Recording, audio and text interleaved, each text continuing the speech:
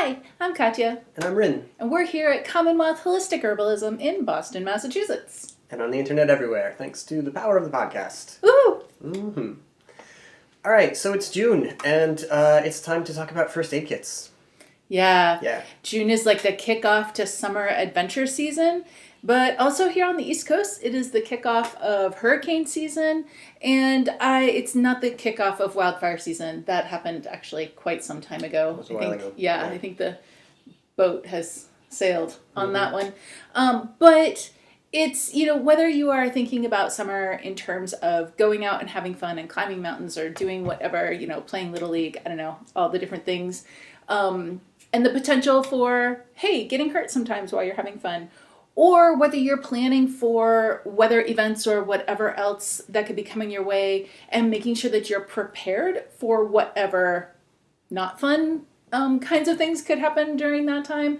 No matter what is on your mind, first aid is important. First aid is important. It's first. It's first. Yeah. So this month we're going to be sharing a bunch of information about first aid. And we're going to start off today with your first aid kit.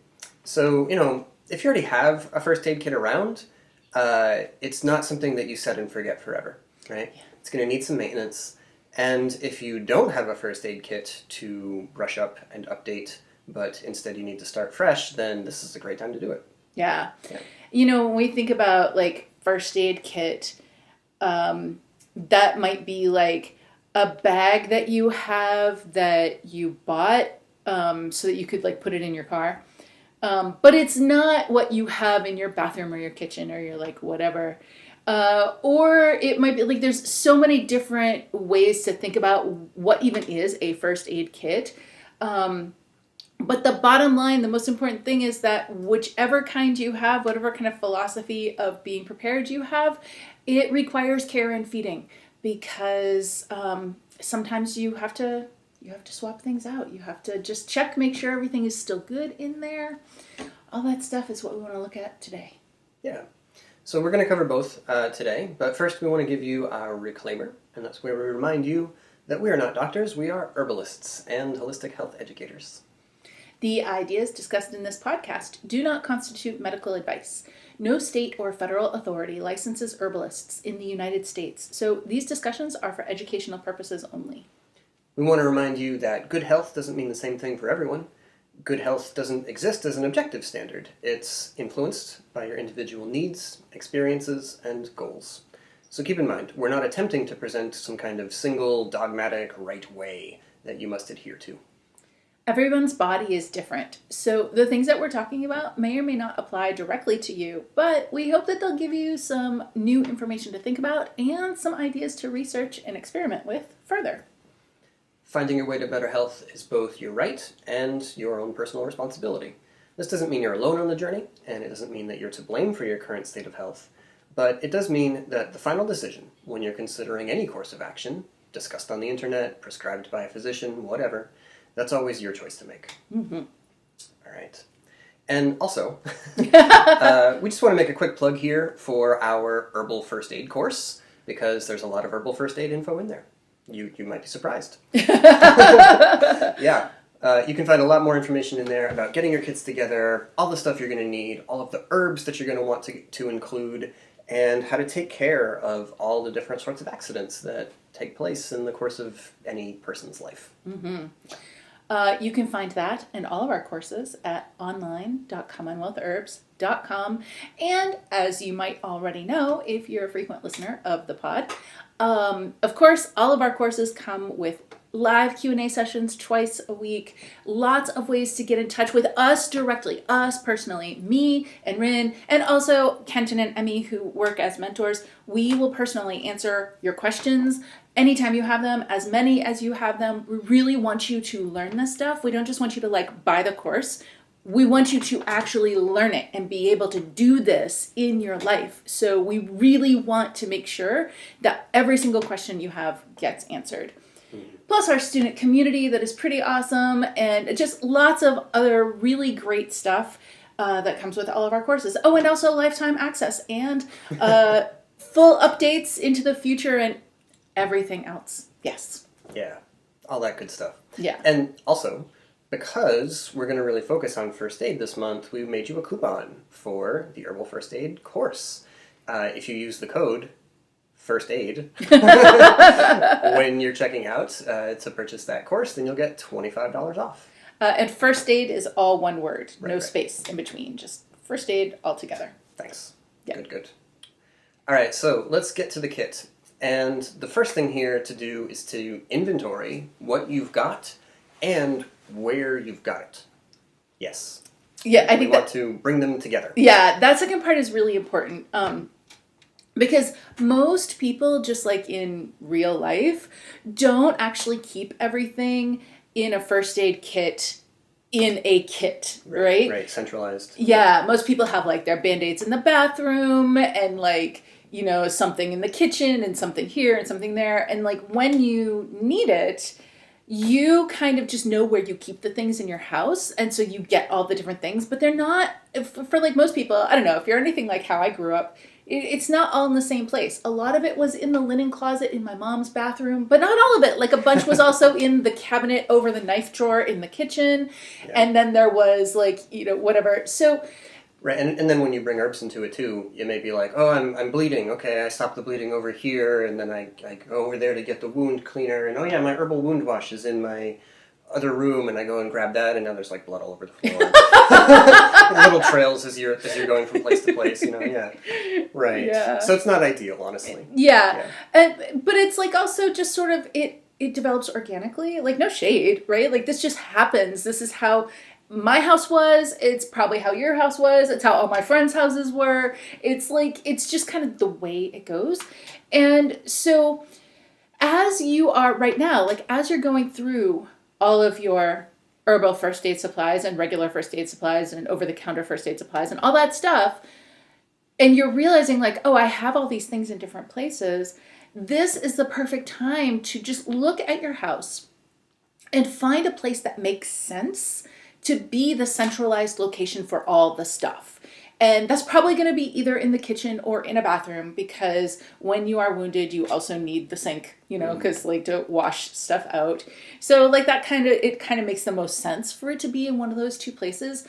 But in terms of just making life easier for you, and then also planning ahead for what if you needed to gather all your first aid supplies very quickly and go to where there was a problem. If you have to run all around the house, you're going to forget something. But if you have everything in one place, even if it's not in the kit, it's in a drawer or a cabinet because that's convenient for everyday life, no problem. But yes, a centralized location is key. It's more scoopable. It's more scoopable. Sometimes you got to just scoop everything up and then walk away with it. You know? Yeah. Yeah. Right.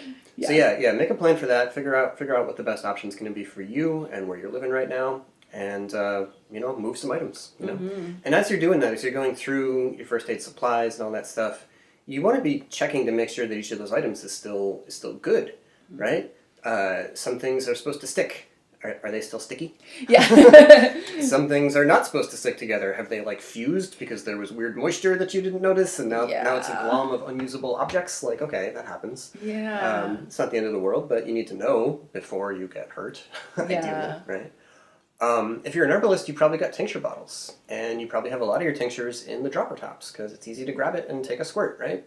But those tops do wear out over time, right? Just from the alcohol fumes and everything in the tincture itself. So check all your dropper tops, at least once a year. Are any of them cracked? Are they crumbling? The first sign is kind of like a grayish sheen over the black rubber. Yeah. Yeah. Yeah. And then like the next thing is, you might not notice them cracking because it tends to happen in the little join in the neck where the like screw part of the top and the rubber squeezer part of the top come together, that you get like little cracks in there, and it's not always super easy to see. So like actually look a little bit closer as you're doing it, because first off, that's a place where it could leak if you have it in a bag or something. But more importantly, if it's degrading like that, you're getting bits of the rubbery material in the tincture, and that's not actually awesome. Not fantastic. Yeah. Yeah. Yeah, not great. Another herbal specific issue here is if you have infused oils or salves. They do have a shelf life. They will go bad eventually, right? The herb chemistry that gets extracted in there preserves that shelf life pretty significantly, but it's not forever, you know? So if you have some oils or salves around as you're moving them into your new first aid location spot, then open them up, take a sniff, see what's going on inside, and make sure that they're all still good to go. Yeah, and this is also a once a year minimum thing. A lot of people are like, well, how will I know if it's still good?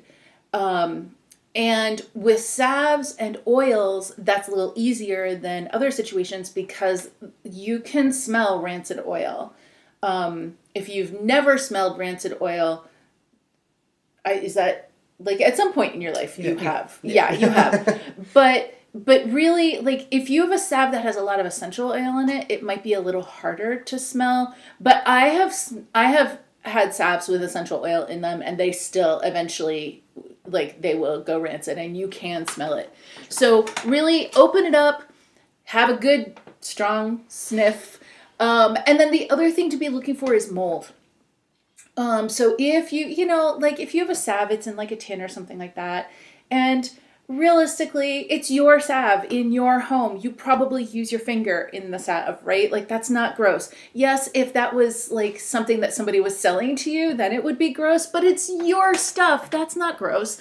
But every time that you do that, there is the potential for crud to get in there that could cause mold. And so I'm not saying that you need to like have a rubber glove to get the salve out of your own tin in your own house or like the back of a spoon or whatever. You certainly can do that, but it's not necessary. But it is good just once a year to just take a peek and make sure nobody's molding, nothing is weird in there, no bits of water got in.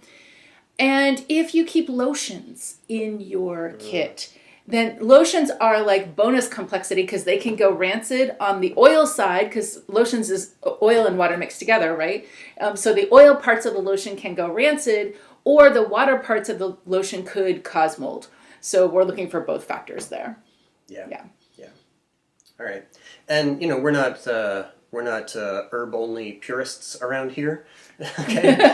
And you may not be either. So your first aid kit might contain some over-the-counter drugs, or it might contain some prescription drugs, right? If you have a medical condition and you need steady access to your pharmaceuticals, then you want to include that in your first aid kit plan and in your go bag, if you're going to have such a thing. So those need to get checked as well, right? Are they still within their use by date? Are they still good? That's really important. Yeah. All right, cool. One other thing that wasn't on our little checklist of stuff to remember to say, but did just pop into my mind and is kind of a good transition into our next topic, actually, and that is honey. If you have honey in your first aid kit, then just check in there too. Like, has it crystallized, which is not necessarily a problem, but when you're working with wound care, if your honey gets too crystallized, then that can become like a source of discomfort for a wound. Like, you kind of want your honey in a Goldilocks zone of like gently liquid, but not so liquid that it's going to run. I don't know, more like a paste consistency, really. Yeah, like flowy. Liquid is not actually the best word I wanted. Like, because I want to be able to like put it here and it pretty much stays. It will like slowly ooze if I was just to leave it, but it should mostly stay. So like without any crystals in it, but like the last stage that doesn't have crystals in it, that's the most ideal, right? Because it won't drip out of whatever you're trying, your Band-Aid or whatever you're trying to do. And so just check if you have herb-infused honey, that tends to be liquidier. And so that also can ferment, or it's possible mold. Check that. And if you have just straight honey with nothing infused in it, then the issue that you're looking for there is, did it crystallize into a place where it's not really practical to use on a wound anymore? And if it did that honey is not bad. You can put it on toast or whatever, put it into tea, whatever you like your honey. Sometimes just warm it up again and it will settle down. But either way, maybe you replace that with a more flowy kind of, not too flowy, perfectly Goldilocks flowy amount of honey. Yes. Yeah. Okay, and so my point there with the transitioning into the next topic was the contents of your first aid kit or your first aid location, your first aid station in your house. Do you actually have all of the stuff that you need? And when your first aid stuff is kind of like scattered through the house, then it's not always easy to know if you have what you need because, oh, I didn't have any honey in my kit, but now something has happened that requires honey. Well, I have honey in my house, I can go get it. But it wasn't really with your first aid stuff, so if you were going to take your first aid stuff somewhere, you would not have thought to take the honey with you, right? So, so like even though you may have all the things that you need for caring for your family anytime or your household anytime there's injuries, you might not actually be thinking about all those things as first aid kit contents. And so it's good to just make sure, do we have all the things that we actually need to take care of all the things that could happen? Yeah. And this is also a time to like check in on kind of again the inventory, right? So, I'm sure we've got some nitrile gloves around here somewhere. We bought a few a while back, and we've got a set around. Yeah, except then somebody wanted to like stain a bunch of pieces of wood for a construction project, and they were wearing them while they did that, and they've gone through your whole stash, and now there aren't any left. So yeah. Yeah, that's a constant thing in our house. I'm always like, no, we can't use the gloves for that project because then we won't have them for the first aid. Like, you can get more gloves. It's okay. You can have gloves for both. But just check and make sure that as you're going through, like, because if you're in a big DIY phase, that's cool. But then just make sure that you don't run out of the gloves. Yeah. Yeah. But at this stage, you're like, okay, do I have the stuff that I thought I had? Do I have the stuff that I already knew that I wanted in my first aid station, area, and I had already planned it there, and it was there? All right, is it all still good? Do I need to replace anything? Like, did I run out of stuff? Okay, there's that. But then there's also, have my needs changed? Or have I realized that there's something else that I do want to include? Because your needs might change over time. You maybe start a new hobby. And you want to make sure that you have whatever you need for what keeps happening. I don't know, I took up archery and I don't have a good wrist guard and I keep getting these like scrapes on this inside of my wrist on my left hand, and I need some nice salve to apply there regularly. Yeah. I don't know. Maybe your kids are getting older and they started Little League or they started gymnastics or they started like whatever.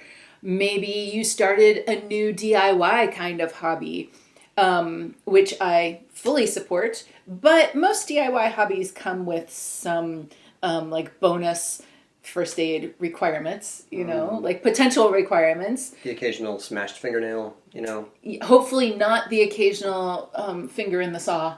Right. But definitely the occasional like flying splinter, and please do wear your eye goggles, but sometimes, right? I'm just doing this real quick. Okay, that's great. Put on the goggles. Yeah. And so even if it's just like you're just sanding and you're like, well, I'm just sanding. Yeah, but sawdust in your eye really hurts. And so do you actually have one of those little cups that you put the saline solution in to like rinse out your eye gently, or not? And so just sort of all those kinds of things that may have changed about your own activities throughout the year might change the needs for the first aid kit. Yeah. But maybe you or somebody else in your household has had a change in their health status. There's a new or a newly understood disease state or health problem going on for them. And there's something that they're definitely going to need, and you're going to want to include that in your kit, especially if it turns into a go bag or something like that occurs, right? So just basically this is a reminder that the first aid kit isn't only about cuts and scrapes and bumps and bruises. It's about all the different things that somebody could need help with. It could be that somebody's allergies just got real bad all of a sudden. And they're like, I don't know what's different this year, but it's really intense. Okay, you're going to want to have that on hand and have it somewhere easy to get to and centralized and all of that. Yeah, this is bringing up for me a tiny tangent. I swear I'm going to make it really short. Um, but this is a concept that I think about a lot, and I have a lot of resources for this in different places in our courses.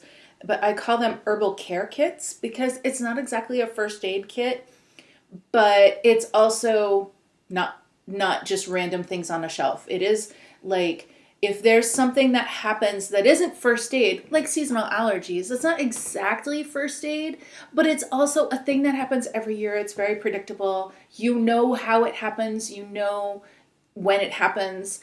And so if you just have like your herbs and your whatever and your things in all the different places that they are, then when you're feeling miserable because allergies happen, it's really hard to think about what do I even have that could help me with allergies in my herbal apothecary or in my here or in my there, like all the different places I keep things. And if you just make yourself a kit, just put it in a shoebox, it just put it in whatever. It doesn't have to be like anything fancy, but if you just assemble the things you need for the sorts of situations that aren't necessarily first aid, like we think of first aid as like an unexpected injury sort of situation. It doesn't really have to be limited to that, but we kind of think of a first aid kit as those sorts of things. And so this is like not exactly that. It's a situation that's kind of expected, but still the same concept of a kit of putting all the stuff you need in one place so that when you're feeling miserable, you don't have to also use your brain.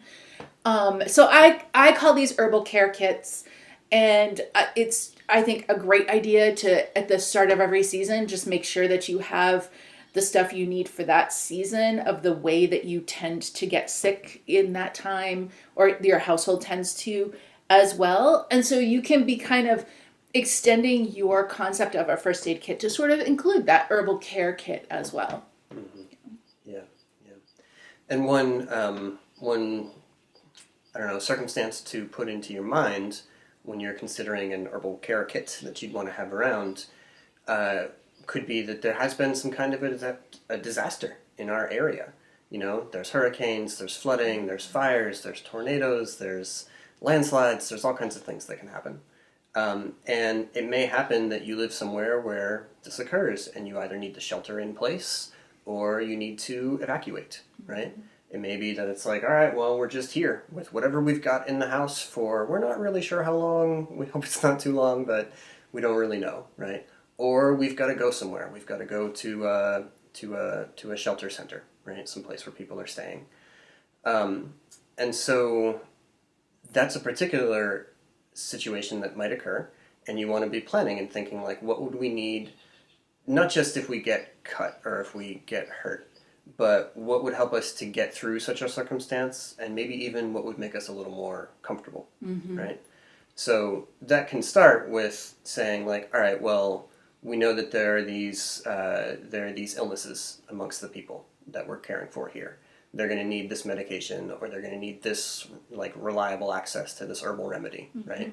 We want to make sure that we have those ready to go if we need to leave, right? This is kind of moving in the direction of a go bag or something along those lines. We keep saying that, and so I just want you guys to know that that's actually planned for the next week's topic. So we are going to talk bigger about go bags specifically, go or stay bags, like whatever. Right. So like we do keep kind of mentioning it, but don't worry, like a big thing about that is coming. Yeah. Yeah, right. But like you were talking about, like what if also in those sorts of situations, like that you or someone in your family always gets diarrhea. Like if anything, like you just have kind of a touchy digestive system, and if the water changes or if your stress level changes or whatever, that's just a factor.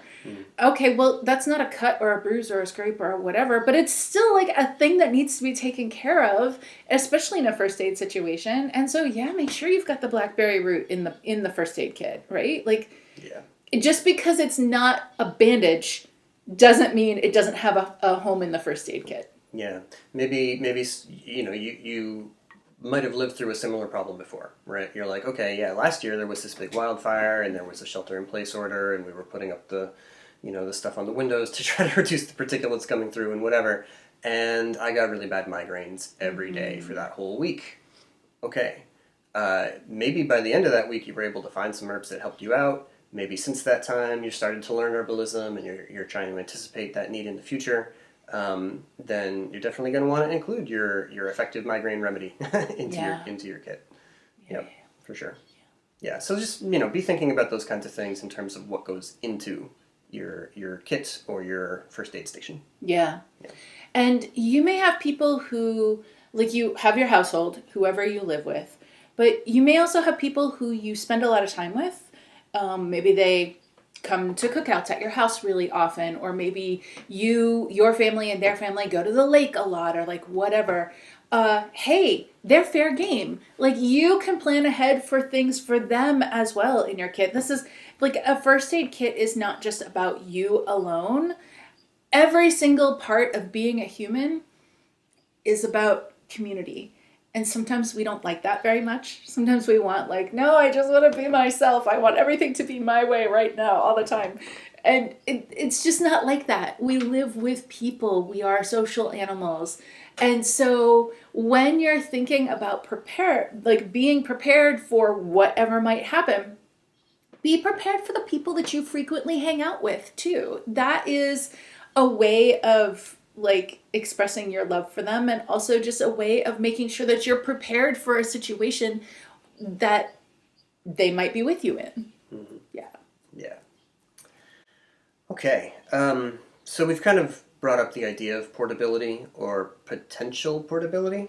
Scoopability. I really like that. Was spontaneous in the moment there, but I really like it. Yeah. I like that concept. Yeah. So we brought that up, but just to say that you want your first aid stuff to be able to become portable in a hurry if you have to, right? That doesn't mean that you need to keep everything in a bag all the time. That might not be the most convenient. Sometimes it's easier to open a drawer or a cabinet and just grab a box of Band-Aids rather than like, I unzip the bag, I take out this compartment, I open this Ziploc, now I have my Band-Aid box. Like, there's just a little more steps to it when you have everything all packed in. I will say, though, it is an option. It is an option. And we do encourage all of our students in our first aid course and just in general when they're studying to at least just take all of your first aid stuff, put it into a first aid kit, however big it needs to be to contain everything you want to include into there, and just let that be where it lives. And at least do that for a little while. One big reason is you want to get super familiar with your first aid kit. And same thing if we're going to talk about Go Bag, right? And whatever version of this we're describing.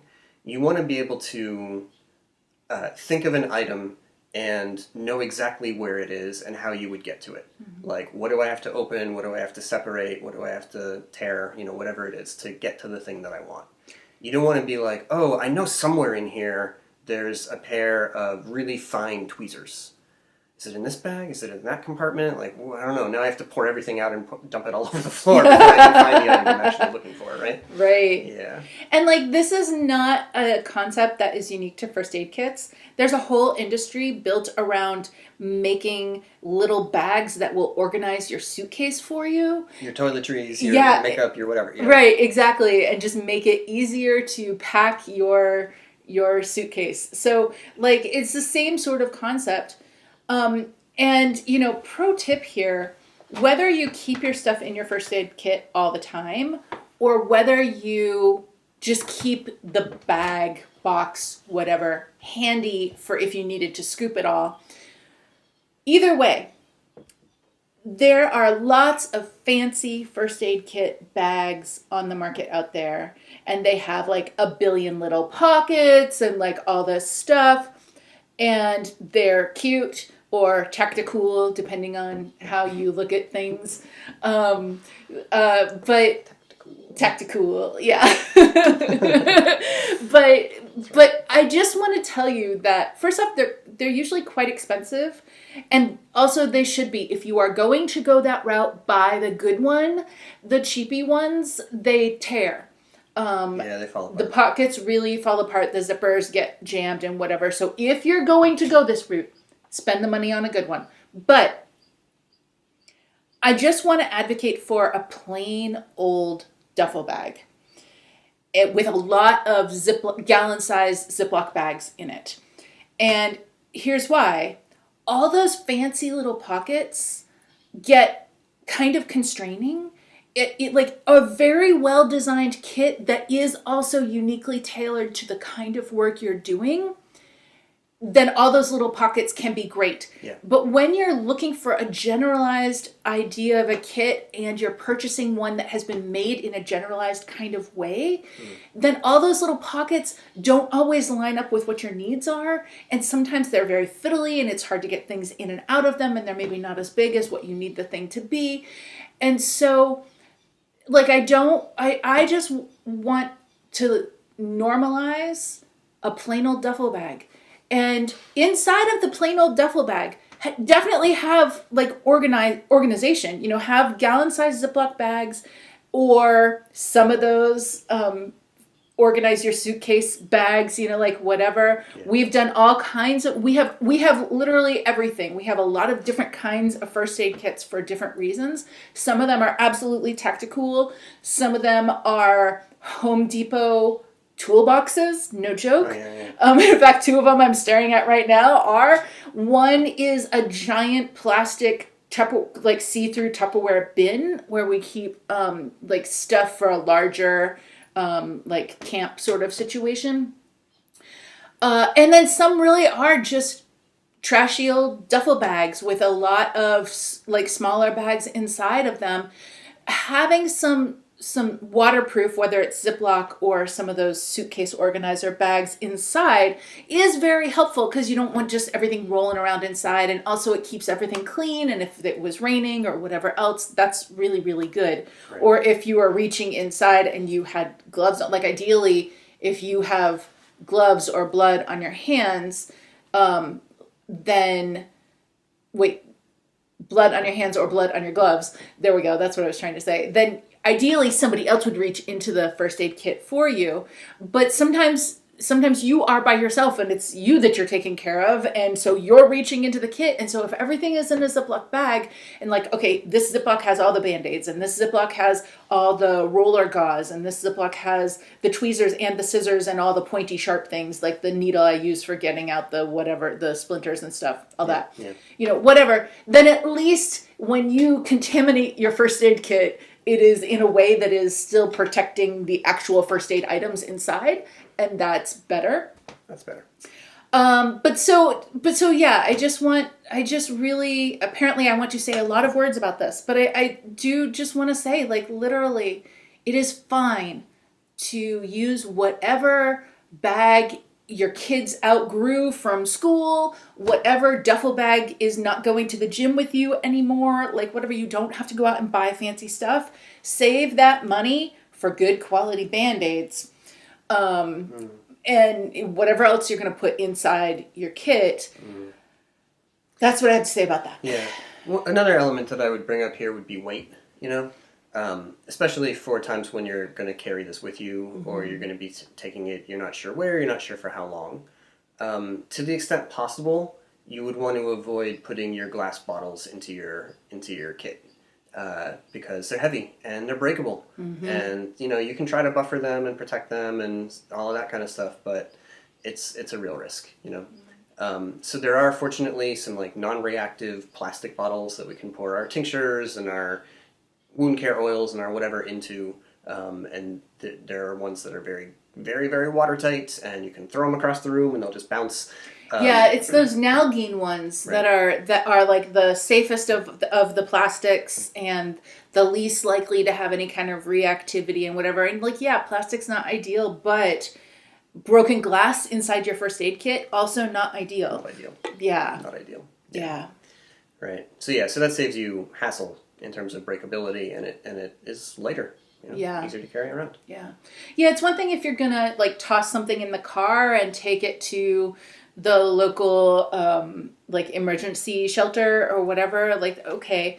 But if you are this is a good example, actually. So Rin loves to climb trees in the woods, and so I made a special first aid kit that, I mean, he does not fall out of trees, you guys, like, whatever. But I don't know, what if something happened? What if he also likes to run through the woods, and what if there was a root and he's never tripped on one yet? But what if someday he does and he sprains his ankle in the woods and he yells and I'm like, oh, and okay, well, I don't want to carry a big honking huge whatever as I run out there and make sure he's okay. And so I have a smaller bag that just has the stuff that he might need if he got hurt immediately right here in the woods, that would make it easier for me to get stuff stabilized and then for us to come back to the house to take care of the problem.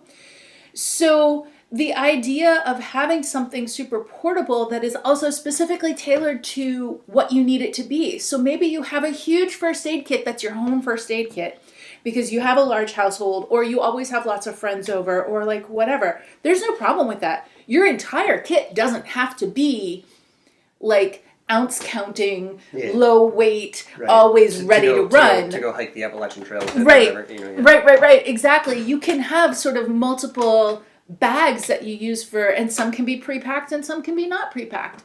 But if you just sort of have a stash of the different sorts of situations. So yeah, I have a run out into the woods in case something happens to Rin or Elsie, because they run through the woods together, our dog Elsie. But it doesn't have every single thing in it. It just has the stuff I would need for that kind of a situation. Yes. All right.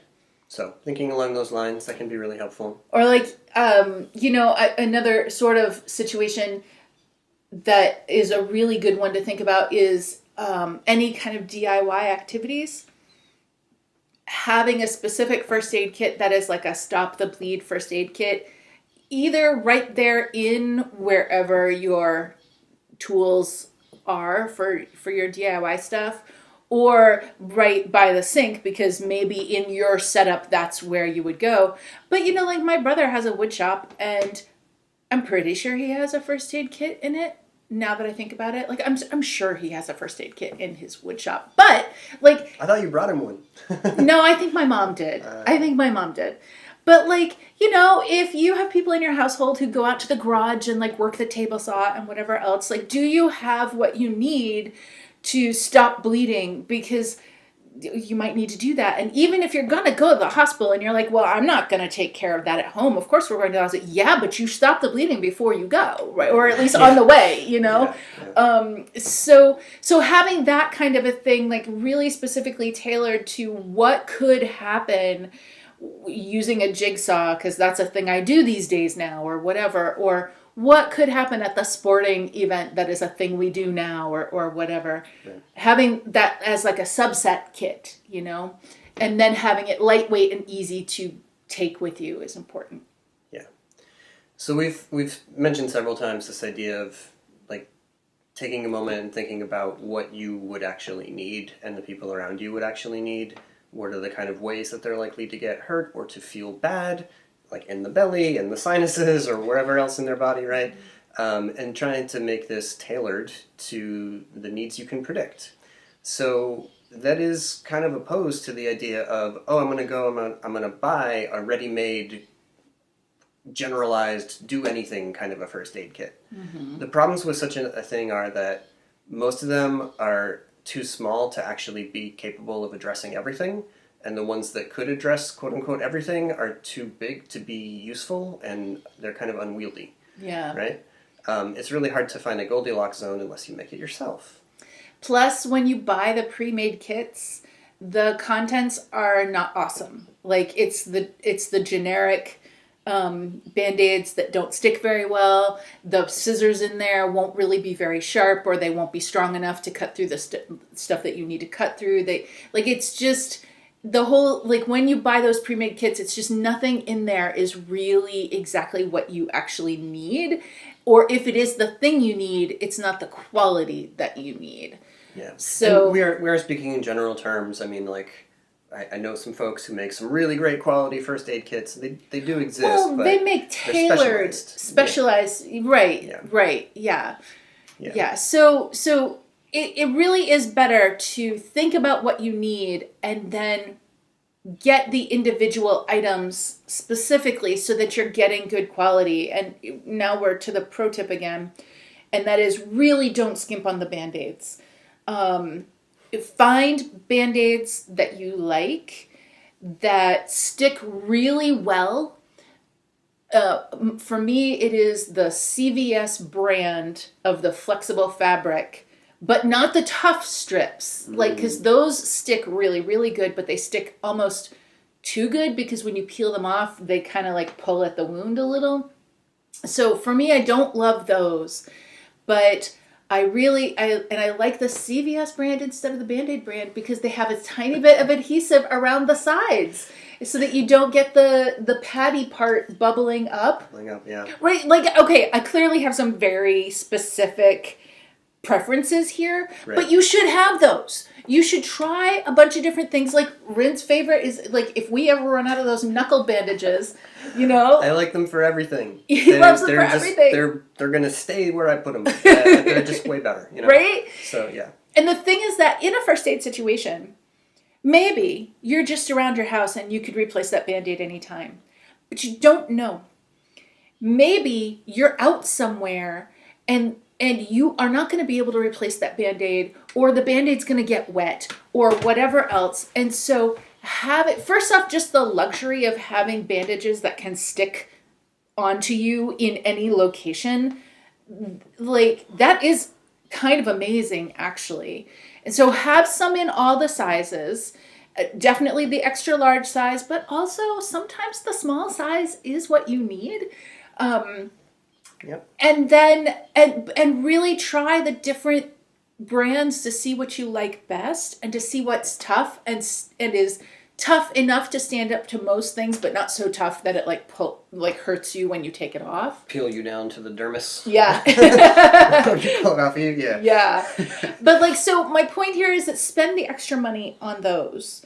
Spend the extra money on like a really good pair of scissors, a really good pair of tweezers. Really good tweezers. And then, Yeah. but the flip side of it is not everything has to be the most expensive. So if you're buying roller gauze, which I highly recommend, I love roller gauze. You can bandage just nearly anything with it. Gotta have it.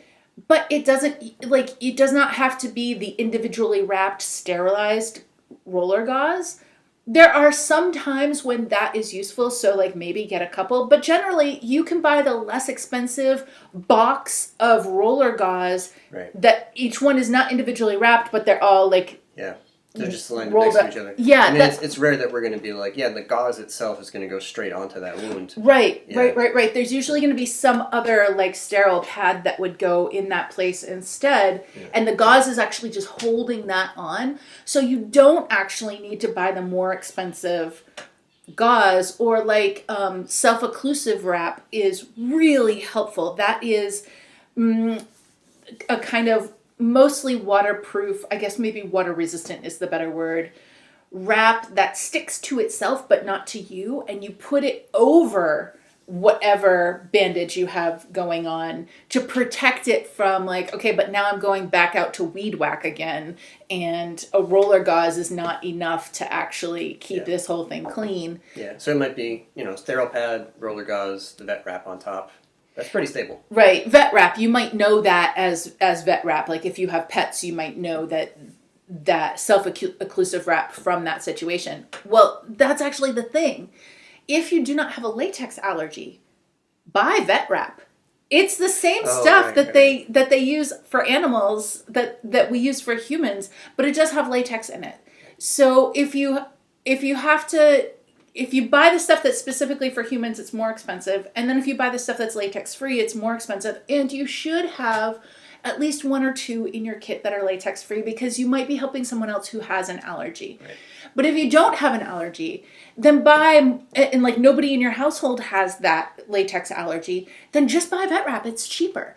So like not every single thing in your kit has to be the most expensive, but the things that like really matter to make sure that they work right, spend the money on those, because it will matter when you're in an actual emergency situation. Yeah. And top quality herbs. Yes. Yeah. You want to include the things in your first aid kit that you feel are fantastic, right? Like our pine resin salve is always going to end up in the first aid kit. And when I'm separating out, like if I have a bunch of different batches that we've made and I find one and I'm like, this is like super rich and really, really pine scented and effective and has that beautiful red color to it, then I'm like, yeah, this is the good stuff. This is the one for the serious wounds. This is for everything, right? This other one, it came out okay. It's a little mild, whatever. I'll use that when it's like I don't know, some irritated skin or a light scrape or something like that. Right.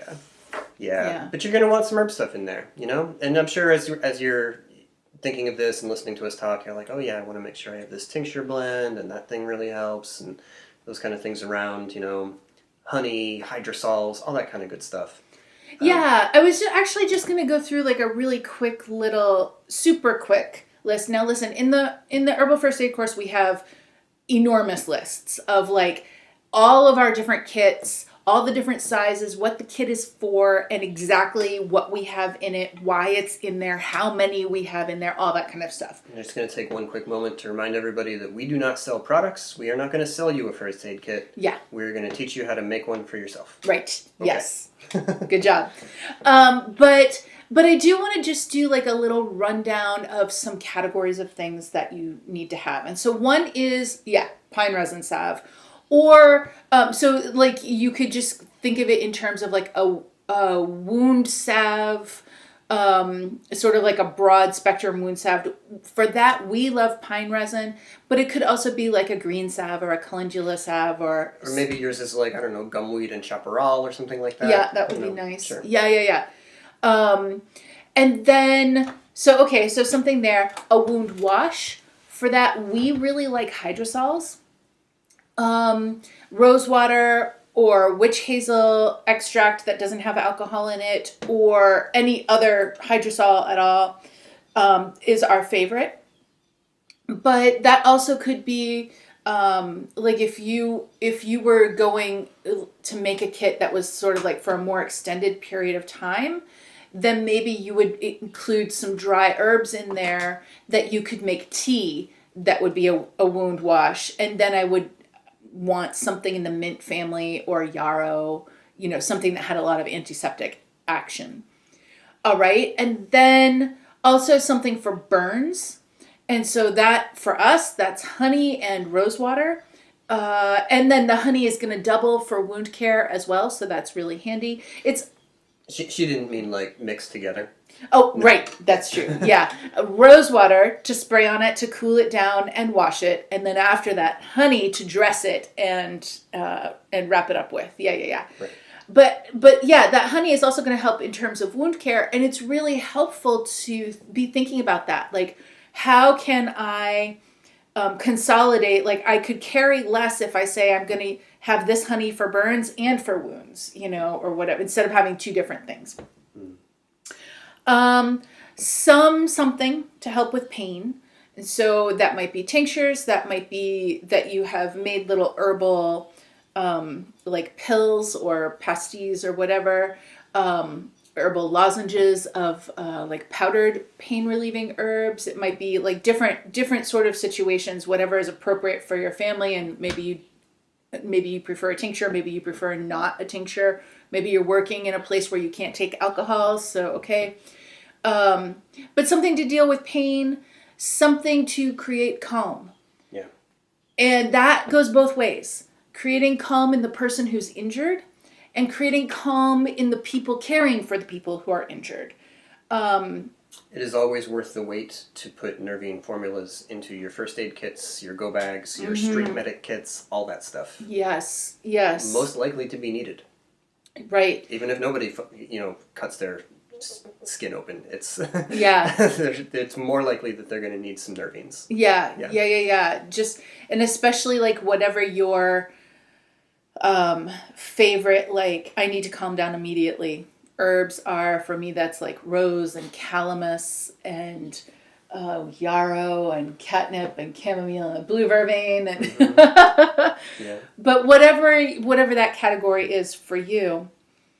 And then also it can be very helpful to have something, depending on the purpose of the kit, to have something like cayenne tincture or coffee bean tincture, something that's going to have some caffeine in it, or not caffeine, but a kick like cayenne.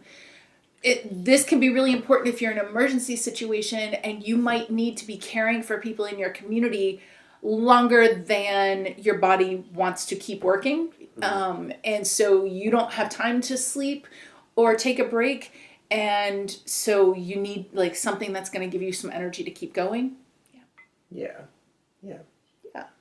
So, we didn't talk about sprains. Also, a real nice joint liniment is a good idea. Yeah.